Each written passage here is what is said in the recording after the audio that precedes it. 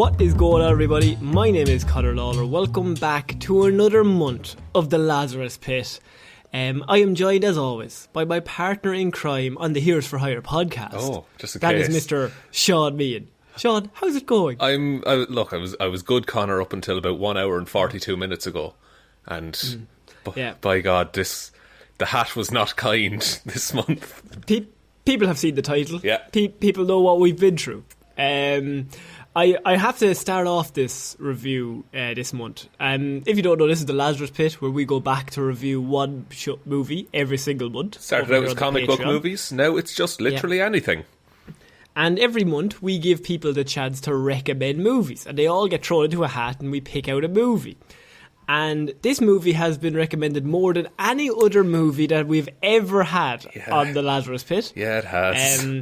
We had avoided it for up to, I don't know when this came out. Hang on. 2019, 2018, 2019? We were doing the podcast 2021 at the time. It came out in the United Kingdom. Ah, right, I see. Well, we reviewed the trailers for this twice. Yes. We talked many times on Movie Mondays about how terrible this film looked. And then you lovely people... The movie is... decided, let's make them watch it, contractually. I just wanted to start out, this might not go with the vibe of the show, but can I just say a quick and swift fuck you to everyone who recommended this?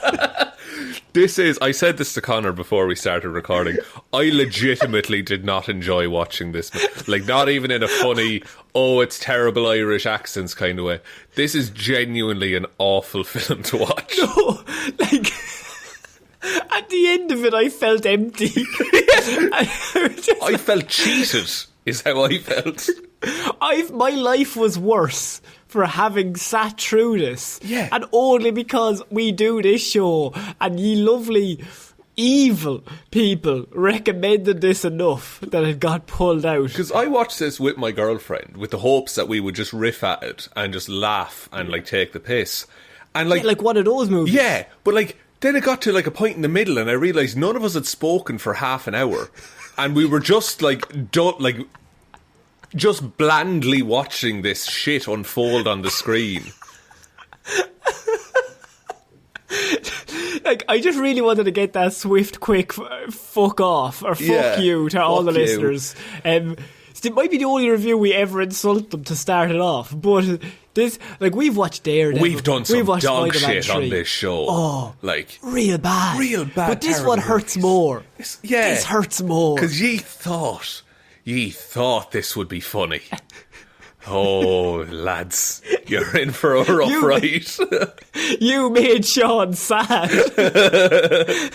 You ruined my Sunday afternoon. So Shaun, look, this movie, of course, everyone knows we're talking about Wild Mountain Thyme. Everyone's seen it in the title. So, look, this came out. It's directed by John Patrick Shanley, written by John Patrick Shanley, based off the play by John Patrick Shanley. That's something I want to touch on, actually, because it's very evident that this was based on a play.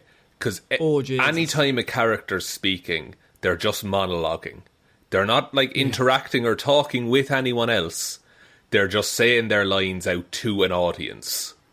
Do you know that this movie, throughout the whole process, me and you did movies in college, and we produced some real, I'm going to put it out there, some god-awful shite some movies. Absolute shit, yeah. You give a bunch of 19-year-olds a camera and go make a movie, it's going to be shit. Also, you have no money. Yeah, you have no money, lads, right? So, I was watching this and thinking to myself, this is worse than some of the projects I worked on in college where I got a C, and they were bad. They were, yeah. I did work on some good productions in college. Oh yeah, good productions as well. They do happen when you get better. Yeah. After year 3 of the fucking degree, you start to be a bit fucking competent. But this movie it never rose above. I could see the lad holding the camera as I was watching it. That's how it felt. I was I'm very clearly watching a film right now. And do you want to know the budget for this movie? Do you know the budget, or would you like to guess? $2 million? $5.5 million was the budget for this movie. Why and how? Well, I know how, because... Where? No, but where, Shaun, is the great question. One thing I will praise about this movie, alright? And it's that... They had a drone. They did have a drone. I imagine that was given to them by Tourism Ireland so that they could get new shots for their fucking ads. But and the boys were like, this is the only camera we have. We may use this. We're droning everything, boys. No, like, the set design and the locations in this movie are really well done. Like, there's the farmhouse where Christopher Walken lives. I buy that as an Irish house. Now, maybe they just found that house and filmed in there. They didn't actually dress it very much, because 100% that's what happened. Because two things about this budget is that I wager a lot of it went on the actors, Emily Blunt, John Hamm, Christopher Walken, Jamie Dornan, but also the amount of production companies involved with this movie.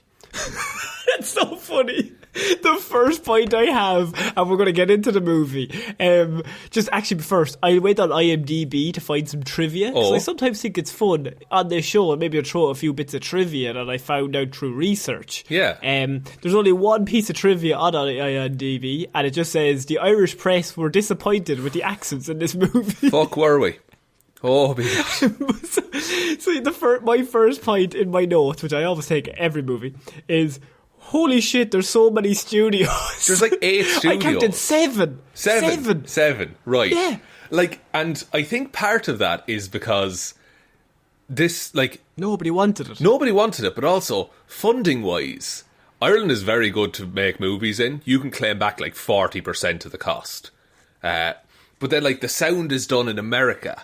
And then there's other stuff done in France. Like, it's all spread around, just to, like, up the budget and the things they can do with this film.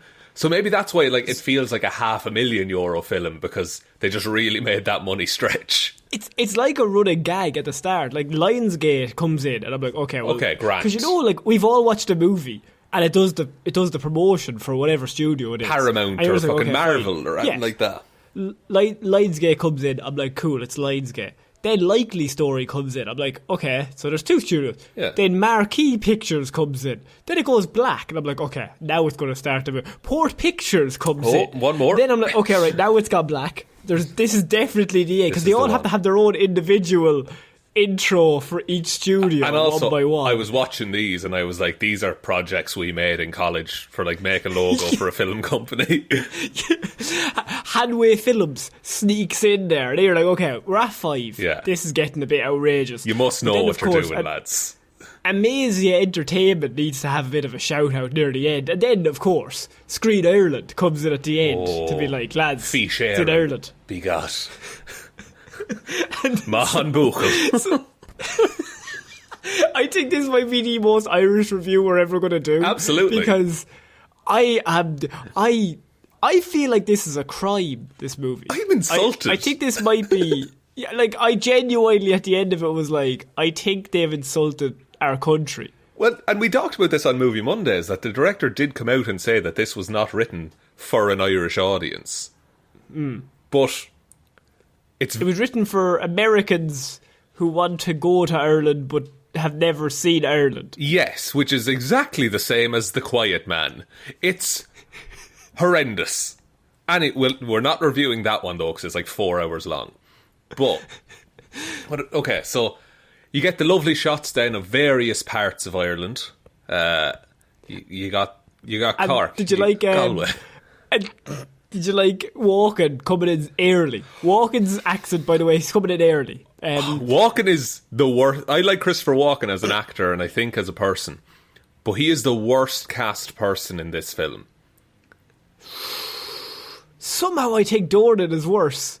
I don't know why. I think if Dornan was surrounded by better accents, he would have been way better in this movie. Like, and I want to pitch this to you, Conor, right out of the gates, right? Okay. Christopher Walken in this movie, you replace that man with Brendan Gleeson. I wager this movie gets better. immediately a million times better. And, like, everyone else will be raised as a result, I feel. Like... But why is... Jamie Dornan is the one I'm most disappointed in. Because he's Irish. Emily Blunt is English. Yeah. Right? That's fine. She's probably going to do a shite Irish accent. We just assume people will do a shite accent because it's very hard not to go into Abig or a bejesus. There's so many accents that you either have a weird mishmash of all of them, or you really just double down hard on fucking up one. The only two people that I know of from probably other places in the last few years is the lady from Normal People. The actress's name. She's English, but she did a really good Irish accent. And then, of course, Charlie Cox. Yeah, in Kin. In Kin, who we've spoken about, he does a perfect Dublin accent, which is so hard to do. So we don't have high hopes, but this is actually to a level that's not bad. I was literally watching it going, was there nobody on set? Was there not one actual Irish human on the set? Other than Jamie Dornan, because he's involved in the nonsense. It's true. That could have said, lads, this is fucking shit. This is like, so not even bad. actively funny. Not funny bad. I'm talking shit. Like, this would be a better movie if you hired Irish actors. Like, and that's it's a tough thing to say because it sounds horrible, but so too do the Irish accents in this movie, except for Emily Blunt's mam in the movie. But she is Irish, isn't she? She is Irish, yeah, and she's the most Dervla Malloy. But like, there's bits in this movie because it's fucked. So it's like the director followed an Instagram page called Just Irish Things, and just like adapt. It's like an AI wrote this script based in Ireland. Because none of it's connected. None of it makes sense. None of it's connected. And then there's this thing that Irish people do on the phone, and it's kind of a meme in Ireland, where if you're saying... Oh my God! I have that written down. I know exactly what you're talking about. If you're on the phone and you're about to hang up, you don't say, right, goodbye. You say, all right, bye, bye, bye, bye, bye, bye, bye, bye. You say bye about a million times. But the other person's also saying bye, bye, bye, bye. So you're like, bye, bye, bye, bye. But there's a scene in this movie where they're at also the driest wake I've ever seen in Ireland. And this woman walks out of the room, like in person, and just goes, bye, bye, bye, bye, bye, bye, bye, bye. No, she doesn't even do the gap. It's worse. Bye, bye, bye, the bye, gap bye. is always there. Yeah. It's just bye, bye, bye, bye, bye, bye, bye. I was like, what is going on? Who talks like that? No, like, it's so close to being something that is a uniquely Irish thing to say in context, but they just fuck it up, and it's even more obvious to Irish people watching. That is so funny that you said that, because I wrote that down and I just have ha ha ha ha. That's absolutely atrocious. They've fucked this, lads. Look, I think we need to start off the movie, by the way. Yeah, probably, because I can go for hours. It opens with, of course, Christopher Walken saying, "Hi, I am Tony O'Reilly, and I am dead." I am dead. And I was like, what the fuck is going on? Immediately. But, look, it starts off, he's the farmer, okay? Yeah. And there's also a farm next door. And they're the Muldoons and the O'Reillys. The Muldoons and the O'Reillys. Friends forever, so they were. Friends forever. And they have two farms right beside each other, and they have children, and his wife is always singing. Yeah. I think that's Walken's wife. Christopher Walken's wife is always singing, who is Jamie Dornan's mam. And then Emily Blunt's... Emily Blunt's dad dies to start the movie. Yes. And we come in on the funeral. Yeah. And they go back to the house. And I cannot, like, Emily Blunt does she have an Oscar? She's Oscar nominated for sure. Yeah, definitely. I don't know if she's won one, but she's a good actress, like. Everyone in this movie is dog shit. Like, truly dog shit. The whole scene, every scene that everyone's in, the scene that's after the funeral is Jamie Dornan and Christopher Walken talking to each other. And I've never seen more disconnected, lack of energy in a scene in my life. And, like, yeah, because it's like a student film where you have actors who have never acted before and they're just reading lines to each other. It's like they filmed a rehearsal. But it just that none of the dialogue in this flows, but I think that comes from the stage thing, that there would be these big, because you can't do really the quick dialogue on stage because it's confusing for the audience a lot of the time. So there has to be these weird gaps between words and these weird breaks for gasps and laughs and things like that. And I feel... But you don't do that on the set. No, surely no. But the dude who wrote the play directed the film, so he only knows how to direct this story as a stage play. Someone's like, we should probably change this. It has pause for laughter. Yeah, and it's also there's no laughter. It's also why the camera work in this is dog shit. And the editing is dog shit. Like, he needs to cut off every scene about 3 seconds before he does. Yeah. It's very straight. He needs to cut half this movie, to be honest. Also, we forgot the vital... Oh, jeez, I can't believe we forgot. But it opens with the scene of them as children. This is Emily Blunt, Jamie Dornan. And Emily Blunt is up a tree. Yeah. And Jamie Dornan pushes her onto the ground. And... at this point, I'll be honest with you, that was the most traumatic thing I've ever seen in the movie. It reminded me of the end of Homeward Bound, when that dog runs over the hill. It was very emotional. But it's they're kids, like, at the end of the day. So, yeah, she gets pushed on the ground, and then she goes up and is sad, and her father plays her Tchaikovsky. She looks at her father, and she says, and I have it written down, "Mother Nature, why did you make me so?" You're kind of heavy for a 7-year-old, aren't you? You're shit crack. Then she says to her father, "I have no purpose." And because you see, here's the thing: this woman is only built to have sex with Jamie Dornan. Which, look, I'm assuming several women probably would like that on her, but I'm saying in this movie, this woman's sole objective in life is to marry this man and not have a personality of her own. That is very true. Yeah, she is just like this wayfish fucking personality vacuum until she's around Jamie Dornan. She actually talks to someone. How did they get Emily Blunt to do this movie? I do not know. I imagine all of the Irish actresses refused.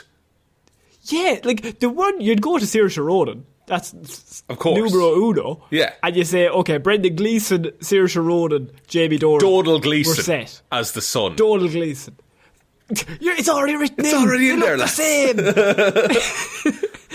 But they went to Emily Blunt, who's, I'm assuming, coming off Mary Poppins with his films. Or A Quiet Place. The Quiet Place you would have been coming off of, like around 2018. Yeah. And they somehow got her. They must have kidnapped Krasinski or the children or something. Maybe they just wanted a holiday in Ireland, because I imagine this shoot took place over a week and a half, like, because it's 4 locations. And she was already probably in New York at the time, and they just said, "Here, do you want to hang out with John Hamm for a while?"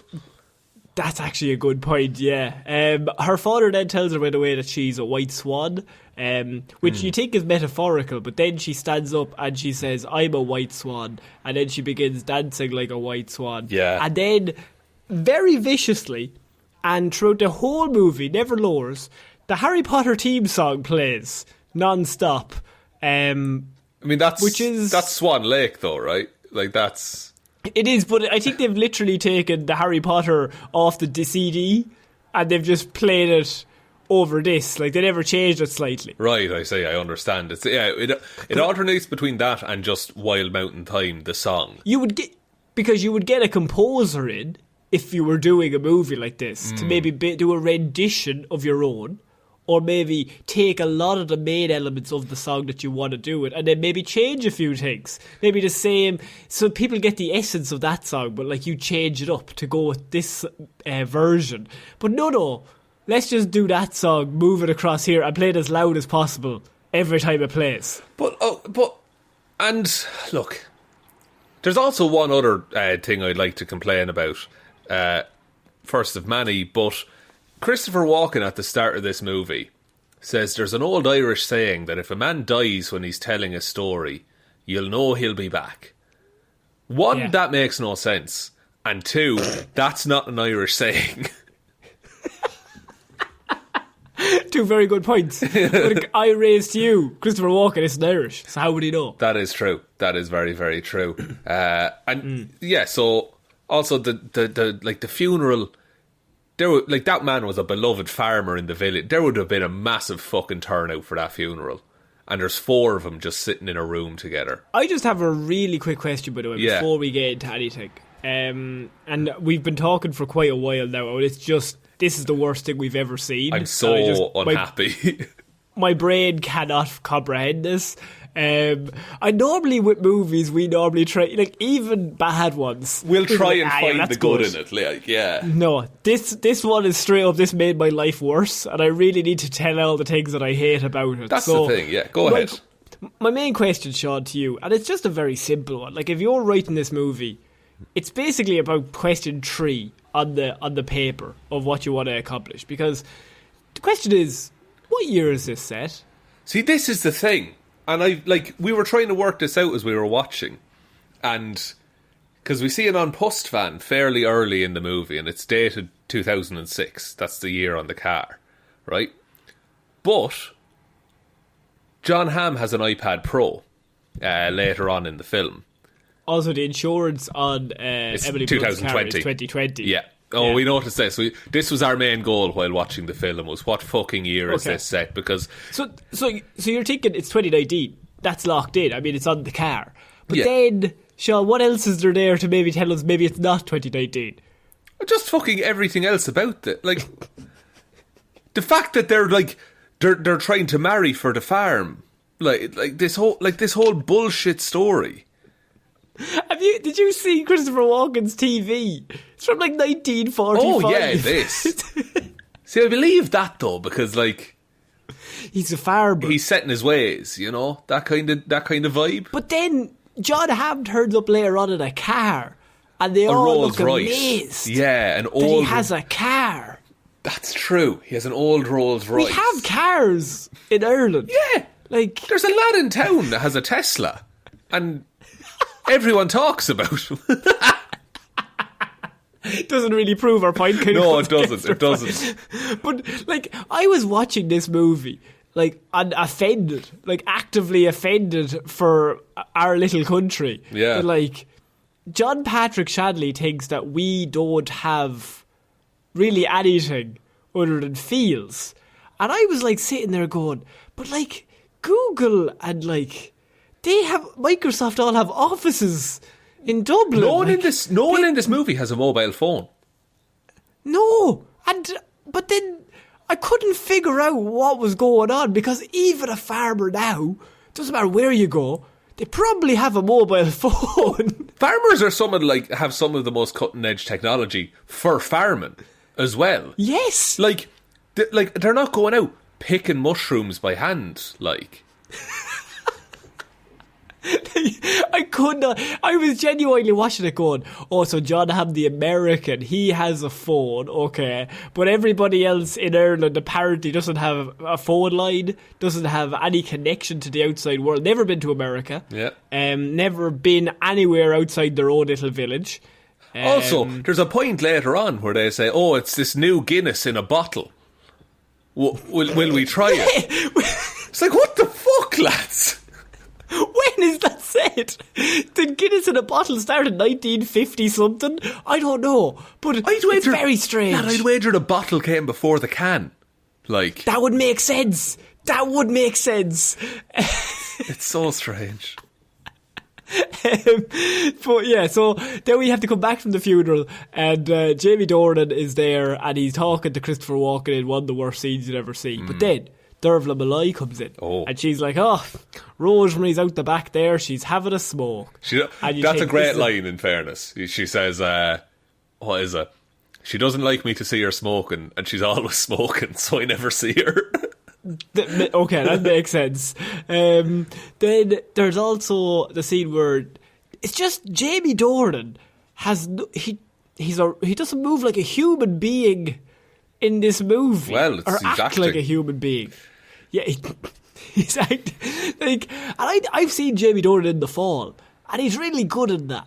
Yeah. And then I'm watching this, and I think he might have fallen on his brain because it's awful.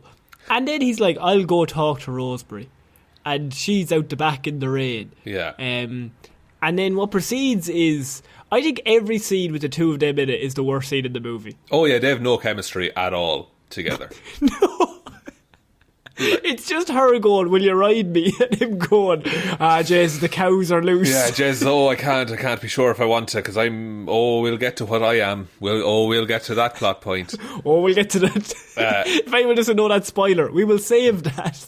But then a fella called Bad Luck Cleary drives up and is like, "Oh, your horse jumped over the gate." And he's like, "Oh, do you want to go in and pay your respects to like the widower?" He's like, "Oh no," and then he drives off. Because they call him Bad Luck Cleary because he only brings bad luck. He only gives bad news. Yeah, every time you see him. And to be honest, that's the only gag in the whole movie that made me not want to turn it off immediately. Is Cleary showing Not that I up. liked it. It's just, I was like, there's definitely an old man in a village in Ireland that's called Bad News Cleary. And there's someone who relishes in telling people bad news.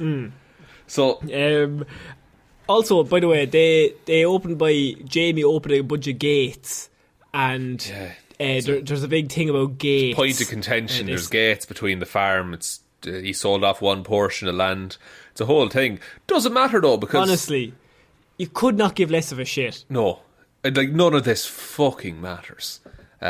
Also, Jamie Dornan now is not getting the farm, apparently, because he's not a Riley, he's a Kelly. And he's mad like all the Kellys. He's mad like all the Kellys. And then there's a picture of one of the Kellys, and he was fishing. He says, he loved fishing. Thought he was a fish. Of him holding a fish.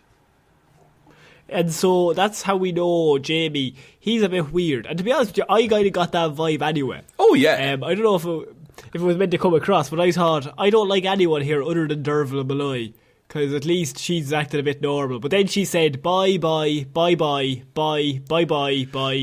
leaving her room, and I turned on her as well. Yeah, she should have known better. She should have clarified that.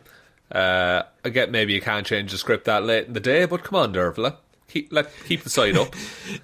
You have Jamie Dornan and Emily Blunt. Next scene, Emily sees him fishing and screams at him. He falls in. It's a whole funny gag. Jamie Dornan spends this whole movie mostly wet, to be honest.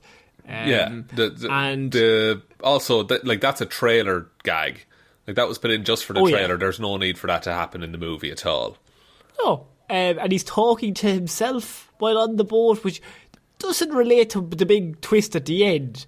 It mostly just relates to him being a fucking lunatic. Yeah, he's just mental. Like, he's and fine if they both like that. But like, Rosemary's been out all night chasing down this horse, and then she looks the same. She's grand. No, she has dirt on her face now, Connor. Also, she's smoking a pipe when we first meet her as well, like, as if to hammer home. Oh, she's different. Oh, she's not like other girls. Fuck's sake. Then you have the scene where she's like, "Would you like to farm?" And he says, "I wouldn't like to live on the farm." No, I'd hate it, in fact. It'd be like a coffin. I'd hate it. But now, I want you to really just imagine every line that they talk to each other is the worst delivery of all time. Yeah. It's like, do you want to do a second take on that? No? No, everything's first take, and everything's while they're drunk, I can only assume. Actually, when they're drunk, it'd probably be looser. Yeah. Everything is like, it's like they just have riddled with like just anxiety. It's the first day nerves, but it's every day, and it's every scene.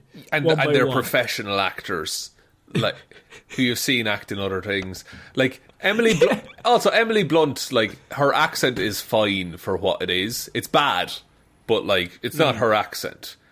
But like, then when Jamie Dornan is matching that accent, it's just, I think Jamie Dornan his is worse. Like, Christopher Walken's is the worst in the movie. Like, that's just, that man can't do an Christopher Irish Walken's accent in general in his normal accent is one of the worst accents.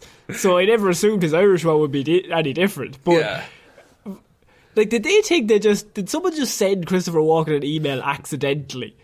And then he said yes. Maybe. And then they said, fuck, we may go through with it now. We've got Christopher Walken in to do this shit movie. Maybe, because like he just takes you out of it any time you're looking at him, because all you see and hear is Christopher Walken.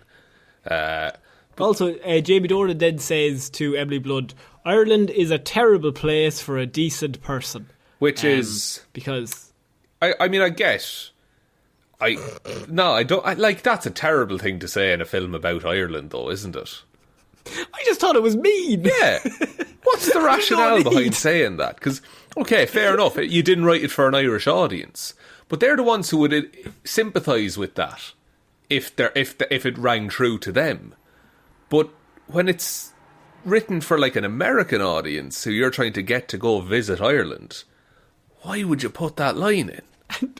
And I just really want to make this cannot be clearer. He says Ireland is a terrible place for a decent person. Like, we're all going to die. I'm so depressed. I'm so sad. You need to move out of this country. Fuck off. It's 1957 and 2019 at the same time. I hear the Titanic is leaving from Belfast soon. But also, did you get the new Samsung? Yeah. It's real good. And then, simultaneously, he walks away.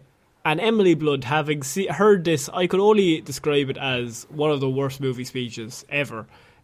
She then proceeds to act like she's all hot and flustered and completely just enamoured with this man and his illustrious wordplay. Which it's just, we have seen nothing to show that, like, up to this point in the film. Like... He just looks like Jamie Dornan, which, okay, fine, and she looks like Emily Blunt, but they've said nothing to each other. No, there's no indication that they even like each other. The only thing we've heard is that he pushed her down once as a child. That's it. And you know what's even worse? We don't even see the fucking push. No, we don't. It cuts away, and it cuts back, and she's just on the floor. At least give me the fucking push. You can't make kids push each other. It's against the law. Does it have to be that hard? Just a little one. What did he do? Like, drop kick her? Oh, Jesus Christ. It's like, oh no, he pushed her off a cliff. That's what happened. But she was a swan, so she just flew. Oh, she died. This is her twin sister. Now it makes sense. So then he gets a letter from America. And the American letter, he's like, hey, Christopher Walken, Dad, what's the story with that letter? And Walken's like, here, say nothing of it. Leave me alone. Don't read the letter. It's my letter. Big Arabic Jesus. Talk to you after top of the morning to you. Fuck off, he says. Yeah. And Dornan doesn't like this. And Dornan's a bit sus about the whole thing. It turns out the letter is from Christopher Walken's brother in America. Yeah. And his son. Yeah. And they're coming over, and Walken wants to give them the farm instead of Jamie Dornan for some weird reason, because he's an O'Reilly secretly. Not even secretly. Like, he's the O'Reilly, like, because his brother's son, he just sees as like, oh, he's an O'Reilly and he's a good level head on his shoulders, and he's an American lad who his dream is to be an Irish farmer. Whereas Jamie Dornan is working on the farm, but Christopher Walken is like, oh, I know you don't like it, and your heart isn't in it, and you're mad as a bag of cats, like all this kind of stuff.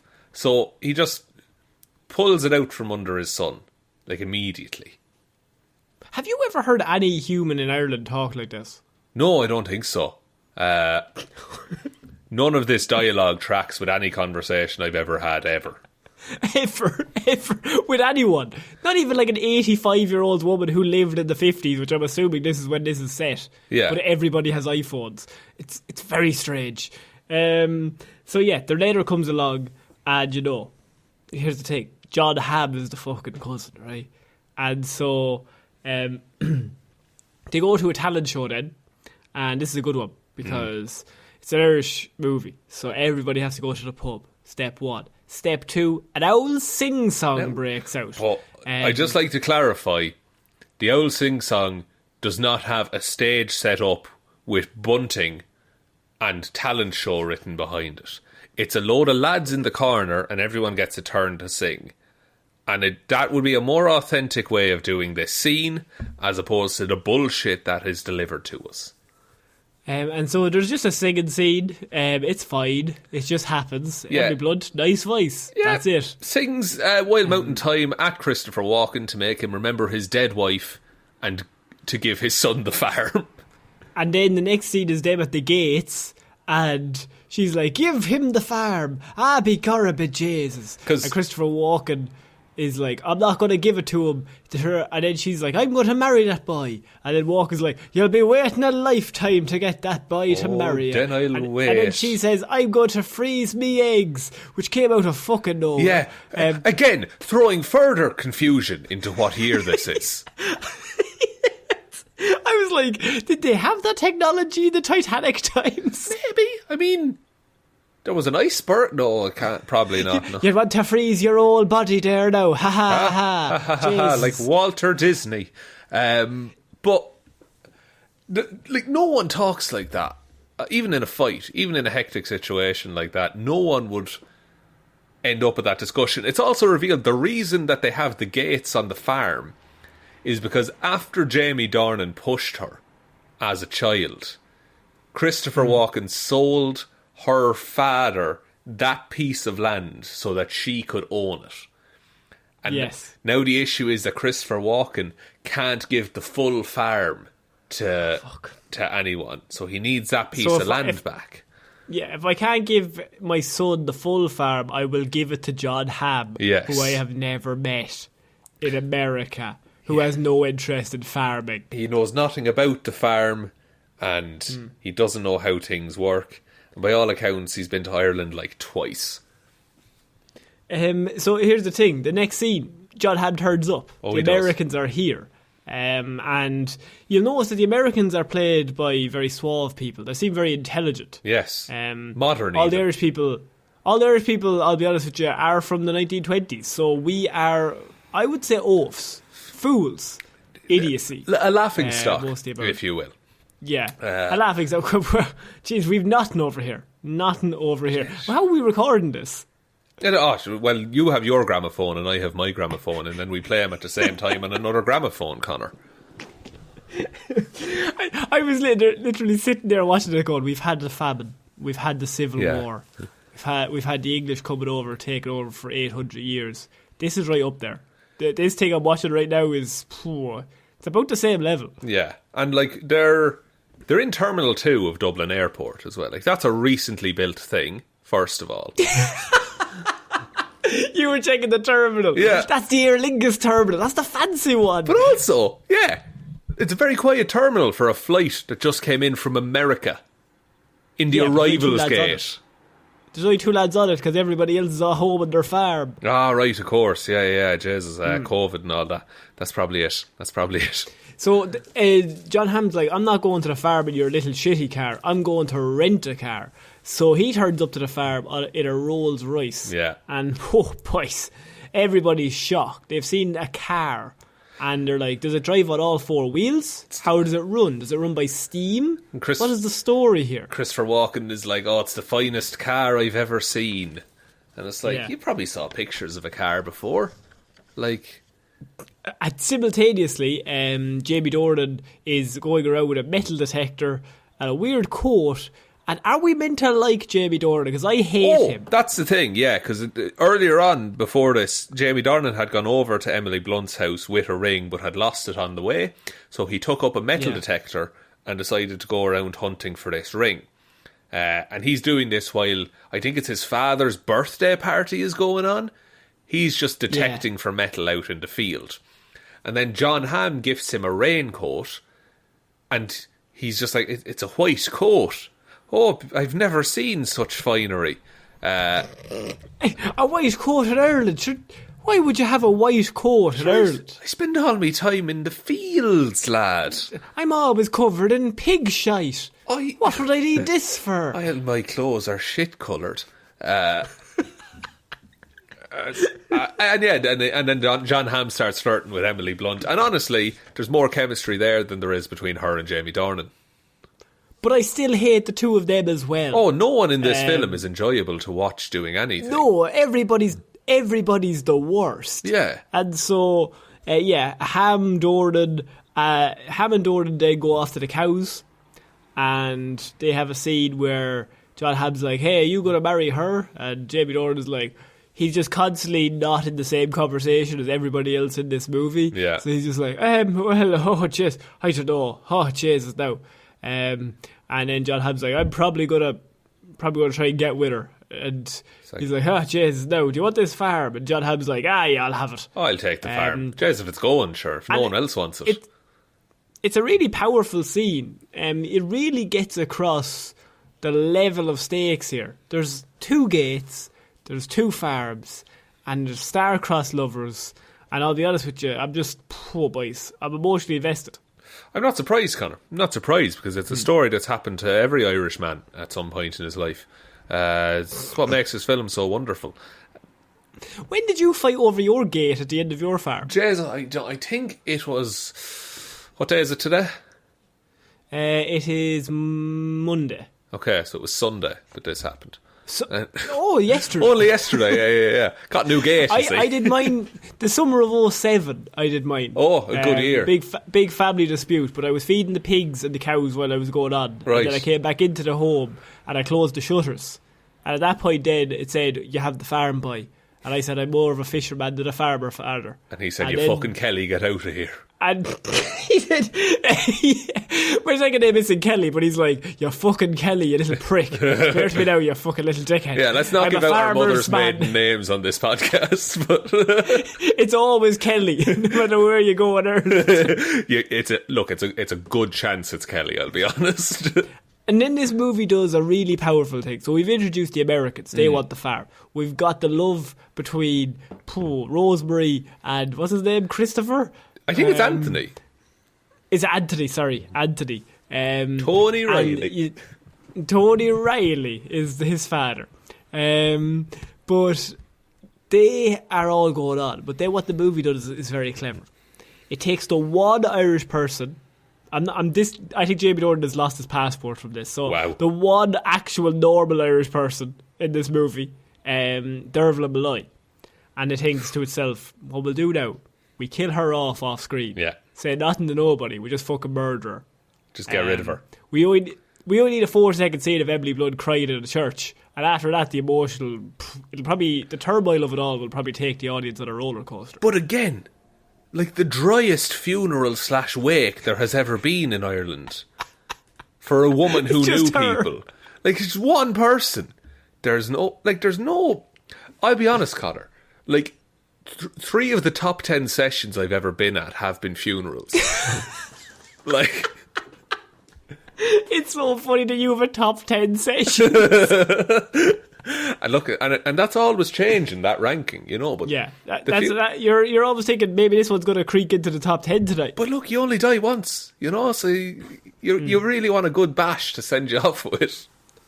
So what it does then is it kills Dervla. Yeah. We've got the scene. Emily's crying. It's 4 seconds long, but we're very emotionally taken by it all.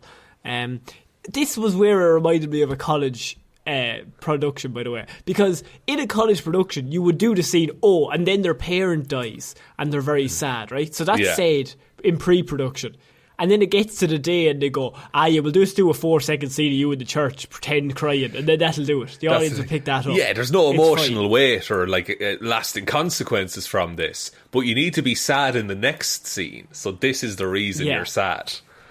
And so then Christopher Walken, now Tony Riley. I can't say we were shocked, because he opened the movie by telling us the plot.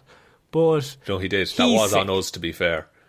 He's sick, and I knew this was happening, because he's going to live forever. That's the old Irish proverb that he was spouting. But at this point, he's a bit sickly. He needs something to breathe. And now, also, throughout this scene, look, this scene, imagine it, but with Brendan and Donald Gleeson instead. Way better. Much better. A million times better. This movie is great with Brendan, Donald, Saoirse. That's all we need. Cast it. Dervla can stay. Dervla can stay. She's grand. John Hamm, he's a good American. Yeah, bring him in. Yeah. Bring him in. He's playing himself. It's fine. There's not much to it. No, he's not doing a lot on the day, I will say.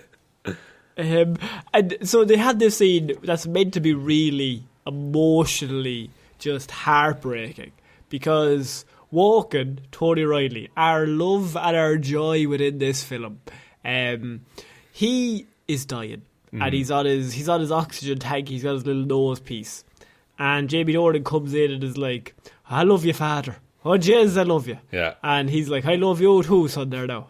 I love you too." Presumably meant to be the first time these men have ever said this to each other. Well, it's 1945. Of course, a different time, Sean. A different time. We were just coming out of the war.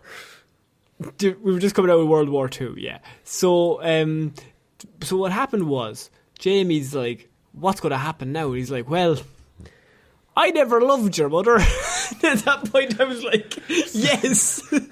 Tony, right on your deathbed, you knock another one out of the park in terms of conversation. He opens with, I didn't love your ma."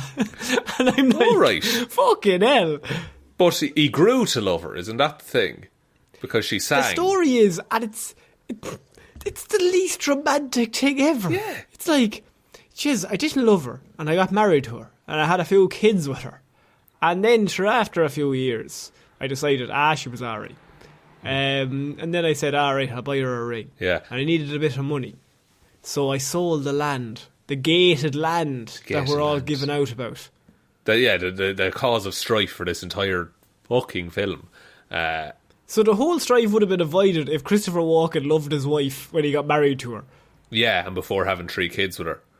Yeah, that would have been probably a better... But see, the thing is, though, it was different in the 1920s. Like, you would just marry someone from the following farm, like. Yeah, but they would have got, like... So Jamie Dornan in this movie is like 30, maybe? And let's put it at 2020 for easy maths. So that means Jamie Dornan would have been born in 1990. Yes. And had Christopher Walken been, say, 30 when he had Jamie Dornan, then we're talking 1960 he was born. So they got together in the 80s. Now, my parents got together in the 80s. Yeah, but they notoriously also... They didn't love each other until a good 15 years in. What? Hang on a second, I better make a call. Is what Conor said true, man? I'm not a patron, son. I don't know what he said. Well, it's $5 a month now, man. I'll talk you through You'll get a shout out as well now. What's your middle name? So what happens is Walken has sold the land. So that's where all this strife is coming from. And then just before he leaves, he's like, "Do you want me to give you your oxygen?" And he's like, "I don't need it for tonight. I'm fine. I'll try without it," he says. "I'll try without it." And then, it's very emotional because Christopher Walken dies and then is immediately forgotten. It's never talked about again. It's never brought up until he likes to wrap things up in a dialogue at the end of the movie. Yeah, but Tony Riley's dead, which we knew was going to happen, but the speed at which Dervla and Christopher were killed off back to back is almost, it's paramount to the plot. It's breakneck pace, yeah. But there were no broken necks in this film as far as I know. But so now Anthony has the farm. Rosemary also has her farm. But they're like, what is that relationship now? Because it seems like they both just don't want to be together. Like, yeah, the vibe I'm getting is that I hate them. That's the vibe I'm getting. It's a swift, I don't want to watch any more of this. If the movie ended right now, I'd be happy. Yeah. And I don't give a shit if they get together. Yeah, because but we must trundle on. That's true, because there's I think at this point there's maybe like 40 minutes left of the movie, and it, like, we're going to go into it, but we could just gloss over most of it, because she also, this is the scene right afterwards where he goes to her farm and she's like, really, like, "I'm in love with you. Do you want to marry me?" And he's like, "Vacate the country. Yeah. I'm so sad. Jesus. You should leave. Get out of here. You should leave. I hate you. I hate me. I hate everyone. Oh, man." And you know what? But it's not like... But you know what? It's not even so far that he hates everyone. Like, if there was a really interesting story here where this man was actually going through depression or some sort of really sad moment in his life, and you could understand his actions through that. Okay, well, maybe he's lashing out because of, he's sad from his father dying. It's, of course, the emotional weight and turmoil of it all. I mean, it makes sense that he would be pushing everyone away. It does not do any of that. No. It just is like, right, he's dead. He's still a fucking prick. They've no chemistry. Right, talk to us after. Later on in this movie, they have this really awkward conversation about mental health while they're flirting with each other. Are they flirting? I don't know. They're drinking. We'll get to that. Because she flies to America for a day. Goes to... A day? One day in New York. And then she goes to the ballet with John Hamm. And she starts bawling. And then they go to dinner and John Hamm is like, oh, marriage is a business arrangement. Marriage is a sensible thing to do. And she's like, but it's about love. And then she presumably flies back on the quickest Aer Lingus jet I have ever seen. And also they kiss. They do have a kiss. I blocked that. Sorry, they kiss, right? And she's stunned afterwards. And then it cuts to her back in Ireland, still stunned. Still stunned. In my head, she read through the whole of the Parters. Yeah. She's buying a magazine in the shop in the airport, still with just that face. They're checking her passport and they're like, yeah, it matches perfectly. She looks like she's hiding something, though. Has anyone checked her? Yeah, has anyone searched this woman? What's going on here? They kiss. It's a big, massive thing. She goes back to Ireland. Now she's really pissed. Yeah. Because she's like, John Hamm's he's after trying the moves on me before Dornan. And she's basically throwing herself at Dornan through the whole movie. She's like, my whole personality is based around this one man. Throughout her whole life, she's been throwing herself at him. She's never done anything else in life unless it was about this one man. Yeah. I think this is the anti-Bechdel test. This movie is the opposite. It really, really could be, because most of it is just them talking about being in a relationship with Jamie Dornan. With him. It's never from his point of view with her. It's always like, yeah, but what about him, though? I'd love to marry him. There are, I would say, at a push, 3 female characters in this movie. And one of them is some random girl Jamie Dornan meets in a bar. But she also wants to have sex with him. She also wants to have sex with him, but he's oblivious. And then they go to a graveyard. That's a very Irish thing. Just being like, let's go to the graveyard, sit on the wall and talk. But then there's Dervla, who is killed off. And then there's Rosemary, who is just obsessed with marrying Jamie Dornan. But Dervla also is like, you should marry Jamie Dornan. That's true. So it's basically everyone in this whole movie just like, you should marry Jamie Dornan. Yeah. Is the plot of this film. And Jamie Dornan's like, oh jeez, I'm so aloof. I don't know what's going on. Are people meant to be like me? I don't know. I hate him. So then he gets on the plane. John Hamm rings Jamie Dornan and he's like, I want to marry Rosemary. Yeah. And Jamie Dornan just rolls over and is like, yeah, come on over. Yeah, okay. Yeah, fair enough. Yeah, sure, go on. Right, bye. Bye. No, he says bye. And so then he goes over to Emily Blunt's house to tell her. Yeah. It's basically that and it's the pissing downs of rain at the time as well. Did you really like when clearly there was a guy standing above him and put a bucket of water over him? Yeah, because it's raining, and then there's just a torrent of water directly above Jamie Dornan. Just clearly a bucket. Yeah. Not even hidden in any way. It's just a man holding a bucket. And I looked at the house, and there isn't a gutter pipe above the front door where that could drain out of. You were doing checks, structural checks on that house. I want to make sure every aspect of this film lines up. And so she keeps hearing Anthony in the wind. In the wind. Until he turns up, because of course she's a woman, so she's mad about Jamie Dornan. That's the plot. I think we've been over that. And this is really where it gets just fucking weird. He comes over, and the whole big end of this movie is John Hamm's on the plane. Yeah. And the two of them have this like proper like enclosed scenario where they're trapped in her house because it's lashing rain. Yeah. They're like, John Hamm's coming on the plane and there's a time pressure. And you're like, they better fall in love quick because this is his last chance before John Hamm strolls in through the door. Yeah. And then he says to her, I've invited him over to check you out. Yeah. To look you over. Like it's to look you over is what he says. Like, now, Shaun, I know it's set in the 30s, but even then, that's rough. Even then, you wouldn't fucking say it to her, would you? Like, he wants to come over and see you. That's what you would say as a normal human. Not like you're selling a cow. Like. Yeah. If this is 2019 and he came over, by the way, this is set in 2019. Yeah. And he comes over and he's like, I'm after selling you off to John Hamm. Can we cancel Anthony Riley in this movie? Because, like, that's what, like, think of all the shit that happened in 2019, man. And this is the way that this lad thinks about the world. Like, but no, you see, you think, but the Me Too movement never reached him. He doesn't have a phone. Oh, of course, he's not on Twitter. He doesn't have actual internet. But, okay, first of all, he would. Because there's that rural broadband scheme that the government are doing. Yeah, well, look, we know that. That was well underway at the time. Does John Patrick Shanley know that? I don't think so.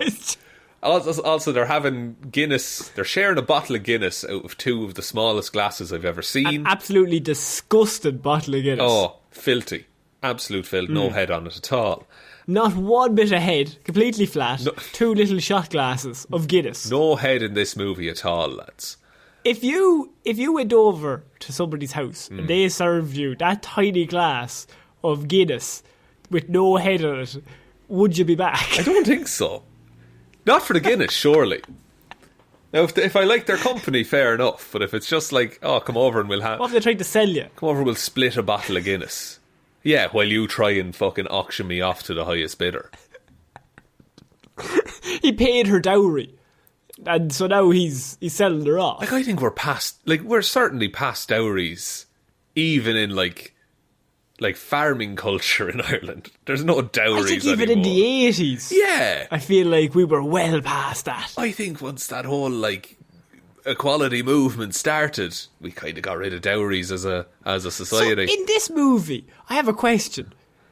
Does Emily Blunt have the right to vote in this world this movie is set in? Ah, see, that's a very good question. I think she does, but it's frowned upon, you know, so she's pressured into not doing it. Like, technically she can, but everyone around her is like, what would you be doing that for? You know? Go home and make a cake, they'd say to her. But at the same time, if you don't know the ingredients, look it up on Google, because there's some good recipes on there now. Yeah, you have the iPad at home, sure. If she just was flicking around on an iPad, slicing fruit. So she's like, listen, I'm fucking miserable, I'm depressed. Like, I look at that shotgun. It just drops like, I have the shotgun, I keep it loaded just in case. Like, she's like, I'm going to shoot myself in the fucking face if you do not marry me right now. And he's like, Jesus, though. Oh, Lord. And he's like, what you have is anxiety. Oh, it's a terrible affliction. I think this was the scene where I just threw my hands up. I was like, nah. Yeah, it might as well. Whatever. It's fine. Just like, yeah, look, she has a gun, she wants to kill herself, and your reaction is, yeah, but you're a woman. You're probably a bit over the top as it is, Emily Blunt. And she, at this point, he's already tried to sell her off, and now he's told her, she's just overreacting. She'd be prettier if she smiled more. Yeah, the same. Even at that, at the end of the scene, Emily Blunt is still throwing herself at him. Like, oh, yeah. You are the best man I've ever met. And she's like, did you ever imagine me naked, did you? Like, just dropping this on, and he looks like he's about to explode, like. Yeah, she's like, her topics are, I'm going to kill myself, you can sell me off to John Hamm, and Jez, have you ever seen me naked? Like, honestly. Like, what's going on there? And then I think the horse breaks free and they run after it. Is that what happens next? Hang on. Or does he tell her about the ring? He tells her about the ring and he was going to propose, but it was a sign. First she asks him, are you a homosexual? Of course. And you see, it's the 40s here. So he reacts like he has been shot. Yeah, his character has this weird undercurrent that's a bad thing. Like in his reaction. He is viciously against this. Yeah. Now, I really need to stress, Ireland passed the Marriage Equality Act. What year was that? Like, when did we do same-sex marriage? Like 2016? I think so, yeah. I was in college at the time. I think it was like 2015, 2016, yeah. So I would say, like, we would run the first in Europe to pass that law. Yeah, by like public vote. To John, and it passed like with overwhelming, like completely landslide. Yeah. Most of the country John Patrick Shanley's idea of Ireland is the most offensive thing you could say to somebody. Is that, are you gay? Because God, no, Jess, I wouldn't want anyone thinking that about me. All I do is ride women and sell women. That's all I do, right? John Hamm is on the way. And I've sold you. Now I'm going to ride more women. Like, and then is this where he breaks it to her, that the reason why he pushes her away is because of the way he thinks of himself? Yeah, he's like, no, the reason I push... Well, it's not said in that... It's not even said that smoothly. No. It's like, I couldn't. I think Jamie Dornan forgot his lines at some point, but they just kept rolling. Yeah. There's no need for a second take. He's like, digital storage is expensive, Jamie. Come on. And he's just like, we spent it all on the drone shots. Yeah. And he's like, but no, we can't be together. I don't be thinking of you like that because I don't even be thinking myself that good now. And then she's like, well, what do you be thinking of yourself like? Yeah. Because that's what normal people talk like. And then he says, and Shaun, this is the twist. This is the moment really where you're either in or you're out on this film. Because at this point I was all in because I thought this is the best movie I've seen since Dark Knight. I was thinking to myself, this is going to take an Oscar. And he then says, I think of myself as a honeybee. He thinks he's a honeybee. No, and then he stresses, no, I am a honeybee. Yeah. Like and she's like, oh, like metaphorically. It's like, and no. He's like, no. Literally. I am a honeybee. And you're a flower. A beautiful flower. But I'm a bee. Right. But would that not make you more likely to get married? You would think. Because surely the bee would... But also he says, like, that's why I didn't like you smoking. Because bees don't like bees don't like smoke. Like... It's like, what is this? Like, I don't get, like... Because there's Who is this for? But there's a whole thing... Who is it for? There's a whole through line in this movie about people being animals. Like, his uncle was a fish, and she's a swan. And he could, like... Yeah. You could just say, oh, he's essentially a bee. Like, he's away with the fairies, he's up in the air, he's floating through life. No. The character thinks of himself as... Literally believes he's a bee. Not a human. Not a human. Bee. A bee. A bumbly bee. Now, if you were male, female, whatever, and your potential love interest is in the room, and they start off by saying, I've tried to sell you to somebody, and then they tell you, oh, Jez, I couldn't even talk to you, I've never imagined you naked. Then you tell them, I'm going to kill myself if we don't marry, and they go, you're just anxious, would you stop? And then they say, I think I'm a honeybee. At that point, no matter how late it is in the nightclub, no matter how dark, I think you leave and you say, I'm done here. Yeah, I think I've had enough. Let's part ways and never speak again, please. But no, Emily Blunt says, that's okay.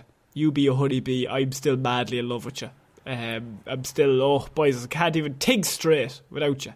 And so then they get into the car, and it's just completely overlooked. And she's just like, you think you're a bee? And he goes, yeah. She says grand. She crashes the car. And then they got the rain machine back in because it's clearly a very sunny day in Ireland. The only sunny day we probably have all year. And they've decided, fuck, we were planning on rain. Well, right. Have to, but again, it's that AI-generated script about Ireland. Because everyone's always like, oh, Ireland, it rains all the time and it changes weather at the drop of a hat and all this.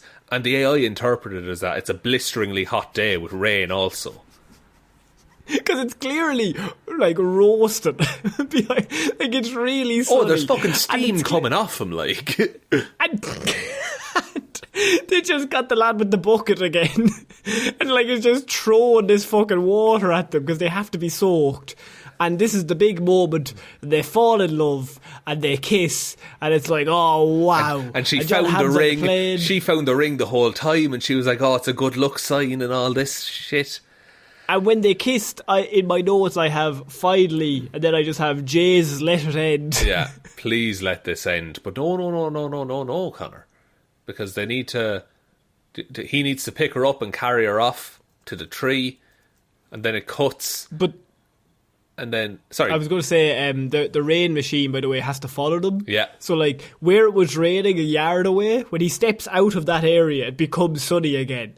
And then the rain moves with them, just in case. Just in case you didn't know that now they're not sad anymore, they're happy. And then the film ends then with, they're all back in the pub, right? And I say they're all because it's, in the world, in that universe. Oh, also, sorry, John Hamm has met a lovely Irish woman on the plane, and they're now going to get together and have babies. He just sits on the plane, and this Irish woman talks to him, and now they're together forever. Yeah, and so they all show up in the pub. John Hamm is there. The random woman from the pub earlier is there.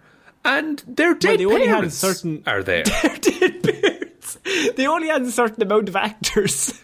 Yeah, I suppose so, but like you could have just got local townsfolk in. But they sing Wild Mountain Thyme and they sing it together, Conor. Jamie Dornan starts and then Emily Blunt comes up and they're all madly in love. And you know what's even worse? What? The bit that caught me off guard was they kissed in public. And I was thinking to myself, in an Irish pub, you think you're going to get up on stage and shift your and have a few kisses? No. Like... oh boys, that's rough. Now, Irish people notoriously do not like public displays of affection. Very true. But what would happen, and you know this, Conor, what would happen in an Irish pub, they kiss, and 40 lads in the crowd would all go, way! Yes. And then Dornan would come down and he'd get a terrible slagging. Oh, he would. Oh, Dornan would come drink you like your girlfriend. Way! So... And that's how it ends, Conor. And then the credits roll, and I think Emily Blunt's costume designer got a higher billing than Emily Blunt in this movie. I think her costumes are lovely. Costumes are great. Emily's costumes were the bright points of a movie that I think this gets thrown around a lot, and I think it can be a bit of hyperbole.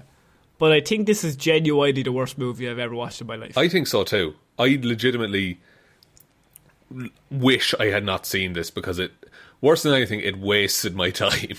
like I can't think of a movie that I thought was worse. Like, we've done lots of, as we said, like we've done lots of like Fan Four Stick, like yeah. But I wouldn't say that's the worst movie I've ever seen. I think this is actively offensively bad, whereas Fan Four Stick's just a bit shite. Maybe we're too close to it. That it's like actively bad because we are Irish and we know what the country is like. I seen Americans giving this 6 out of 10. This is not a 6 out of 10 movie. This is like not even a 3 out of 10 movie. This might be a 1 out of 10, Conor. It's a 0 of 10, surely. Well, you have to give A rating. And look, some of the set design was really nice. Yeah, the set designs of the fields. Yes. Did a lot of work for them there. But, like, Shaun, the cast... Thank God we never have to watch this again, just due to the fact that, I think our lives will be better if I just forget this ever happened. Yeah. And what's nice as well is we got it out of the way before St. Patrick's Day happened. Oh, thank God. Yeah, because I don't think we could have done it, lads, quite honestly. I think we would have been excommunicated from Ireland. So what are we giving this out of Weetabix? Oh. Do you know what?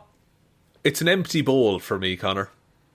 It's just, it's nothing. It's absolutely nothing to me. I think somebody served me a bowl of shit. Just a big bowl of shit. Actual shit. Milk? Do you have milk on it? Or no milk, just a shamrock on the shit. I see. Okay. Okay, it's like it's a shamrock shake, but it's like sour and somehow full of pepper, and like none of it works. None of it works together, but it's all packaged in this really appealing thing. Like it's Irish, you know, and it's all shit. I just want people to not think that this is what Ireland is like. If you want to see Ireland, I'd come to Ireland. Ireland's a nice spot. Yeah. But this is not it. No, this is not an accurate representation of Ireland, even if it's not quote unquote made for the Irish. Even for American audiences, this is not Ireland. Like, there are... This reminded me of the Murder, She Wrote episode when she came to Ireland. This reminds me of Darby O'Gill and the Little People. So, Shaun, I think we need to end this and never speak of this again. Do you want to promote anything? Pitch anything? God, I just want to tell everyone that I hope you're happy. This was legitimately... Because we have trouble in reviews because we would rather like something than not like it. But this, it's irredeemable, I believe. No, I'm my life is worse. Yeah. For having gone through this. I wish I hadn't seen it. I'll talk to people now and they'll say, "What did you do over the weekend?" "Oh, I watched Wild Mountain Thyme."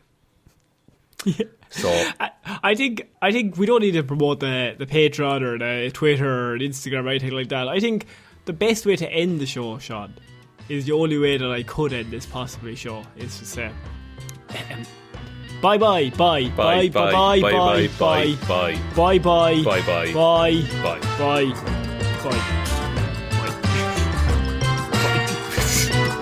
bye.